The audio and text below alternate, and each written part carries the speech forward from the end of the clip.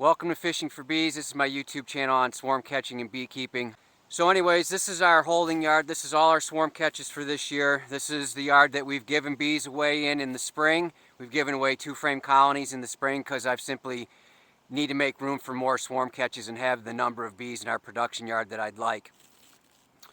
Today we're going to be treating with Formic Pro, so I can't remember which one, but I saw mites on worker bees while in here over the threshold of what I would like to see. So I didn't alcohol wash any of these, or I didn't powder sugar any of these. I physically saw the mites on the bees, worker bees on a frame.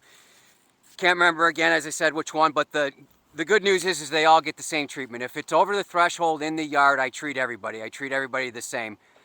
It's September 7th. I was told about a week and a half ago that I was too late to treat with Formic Pro in a Facebook group or something like that. I asked for a reason why, because I want discussion. I really respect this person's opinion, but I never got a response. I've always treated this time of year. I like to treat when there is less foraging. I like to treat with the Formic, start with the Formic after the majority of the foraging, where the mite jumping takes place. A lot of these bees are home. I'm seeing a little bit of goldenrod pollen coming in, but I'm not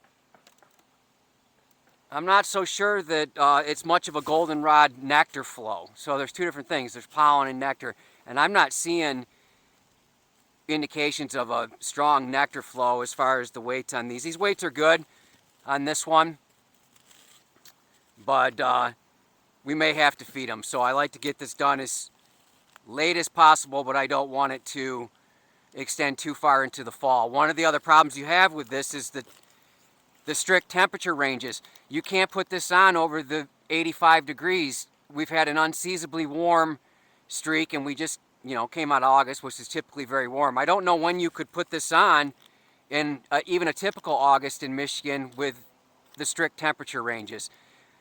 We are going to hit 87 degrees in this yard probably Thursday. I'm okay with that because they will have gassed off, I feel, enough by that time that it can tolerate the higher temperature ranges. Pushing 90s, in the 90s, then I wouldn't be doing it, but I'm okay with that. I do the single dose, but for these Nucs, it's actually going to be slightly modified.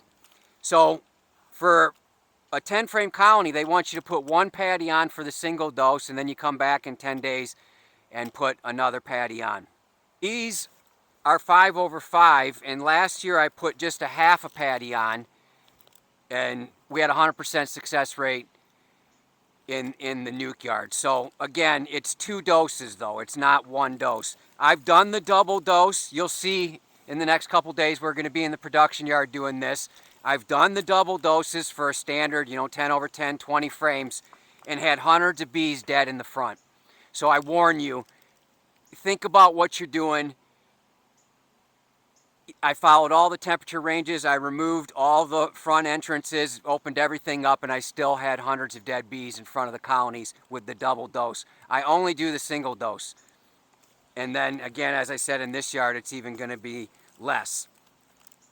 So first we're going to open up all these entrances. I want to open up all these entrances now before I start putting this stuff in, making them mad while they're pouring out, and then I'm trying to pop out entrances.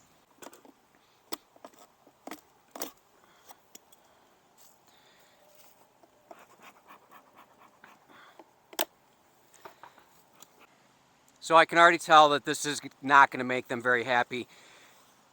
No need to take the top cover off. No need to take the inner cover off, right? We're going between them, and I'm just going to go as quick as possible. I want to be ready with everything before I get in here and then have to cut packages open. We're going to change it up a little bit. This is a half a patty, so they come in 2 packs. So to just not have to carry around a whole patty that I didn't use, I split another patty into 6. So that's what they're going to get in each colony. It's kind of nice because I'll be able to spread them out a little bit, get some better coverage. I don't think it'll be too strong. One of the things I still need to do though is make sure that these are vented at the top.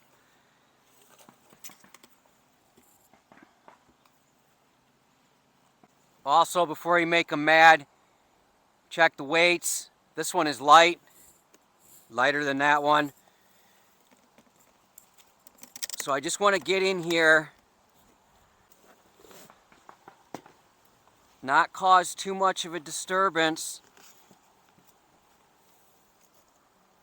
I'm not inspecting.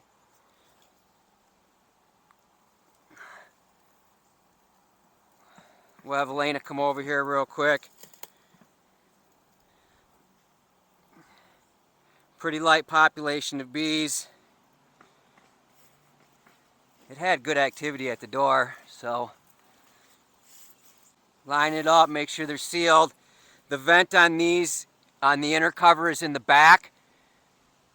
Standard notch. So I don't want to push this all the way forward and choke them out. I want more venting, so I'm going to push it back so that we get airflow through here, up through the center hole, and out the notch in the back.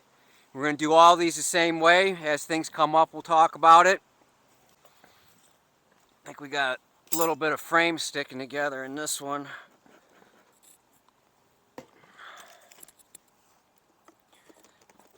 Small hive beetle just came out. They probably had it in jail. Yeah, we ripped apart some honey in here.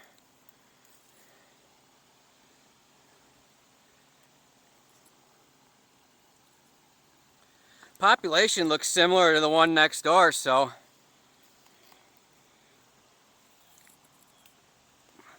I'm actually very pleased with how they're behaving so far.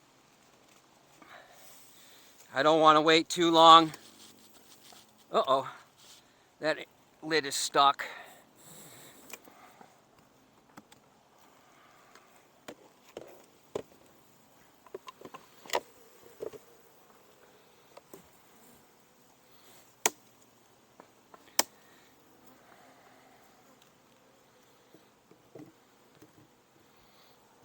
So now you got a good look at the notch, right? We're going to flow fresh air through there, out here, and out here. You got to remove your entrance reducers. Read the directions. I can't tell you how many times this time of year and in the spring we see people in social media and groups not removing the entrances. You got to remove the entrances. Very important. This stuff is strong. Also, don't make contact with your skin with it. I saw that just the other day too. Someone broke out in a good contact rash from getting this stuff on their skin. And there's your lesson. What I said not to do. Have everything ready. I didn't have the half patty ready. I have the 1/6 patty ready. As far as where I get my Formic Pro from, because I'm also seeing a lot of people having issues, especially in the state of Michigan. I'm not sure why. Amazon will not deliver Formic Pro. I've never ordered it from Amazon, but I get it from PureCo. And one of the main reasons why I get it from PureCo is the expiration date. Their expiration date is accurate, and if it's wrong in your favor. You'll see some of these companies sending a product that's nearing expiration, and I'll tell you that I've used this stuff nearing expiration, and the smell of it is considerably weaker, even when it says it has not expired. Wow, that thing is light. I'm putting this on later than last year. This thing's going to need some significant help, but that's going to happen after the Formic. And it might already be doomed. Doesn't look very good in here. But as I've said before, it's much different keeping freebies than it is bees that you purchased. I'm just going to go ahead and treat them like I normally would.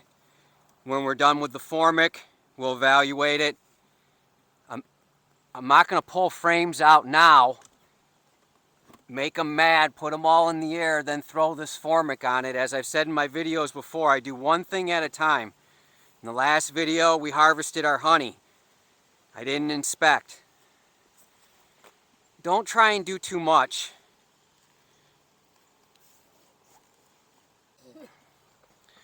Good overall weight. I would say a little light on the top.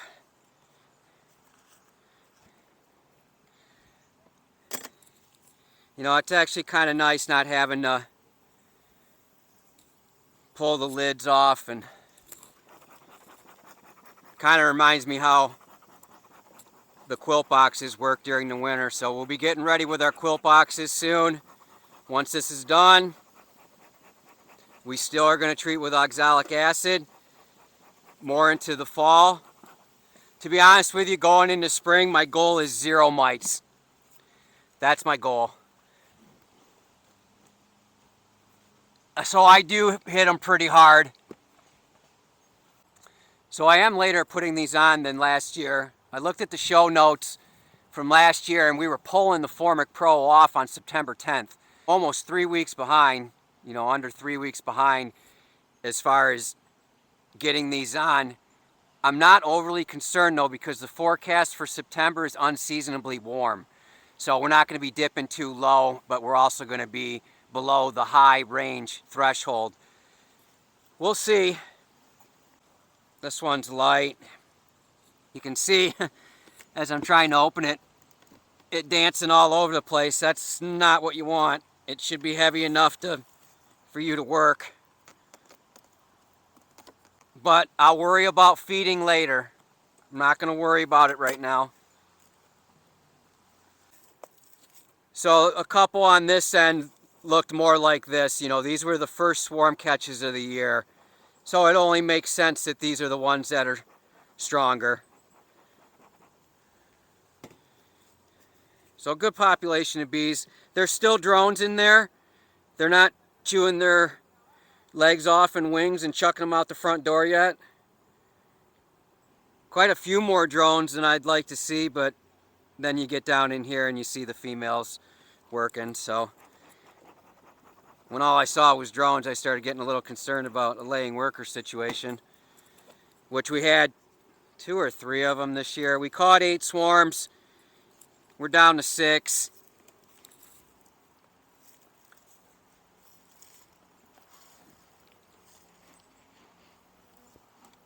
Make sure all these lids are pushed back. There's one I forgot.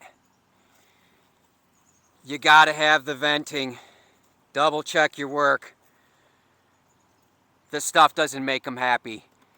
When you come back to put the second pad on, you'll realize how unhappy it makes them. You'll be further into a dearth, at least I'll be further into a dearth. But you just got to get them on and get them on quickly. Again, remember, there's no need, unless you have to change your venting configuration to go into the tops, no need to pull frames. Just crack your boxes and get them in there. If you are doing them in a single 10 frame, you really need to put another box above it. You're probably not going to be collecting any honey or nectar or anything like that, but they do recommend that you put another box above it. In the past, what I've done is I've used my quilt boxes in that. It provides good ventilation, gives them a little bit extra space versus throwing a honey super on, because I don't want the Formic Pro in contact with my honeycomb or anything like that. I know you can use it with honey supers on. I don't. We don't do anything with honey supers on. Again, we have the luxury and the freedom of all these bees being free. We're not standing over a $200 investment for each one of these colonies in this yard or our other yard. We've never split bees. God just keeps bringing us more swarms to repopulate our production yard. I want my production yard at 8 production colonies.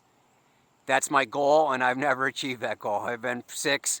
I think this year we were down to 5 in the production yard. So when we do get 8 in the production yard, we're going to have more honey than we want, because even with 5 and 6 in production, we're getting plenty of honey. We're making money. We're able to purchase new equipment and cash flow this whole process. So this yard's done. We got to get up to the other yard. It's getting later in the season. Again, I'm not overly concerned about the time frame, but we're pushing, right? I don't want to wait another week because I do the 2-dose option. The applications of twice. The other option is 2 patties at the same time in your 10 frame colonies. We're not talking about these.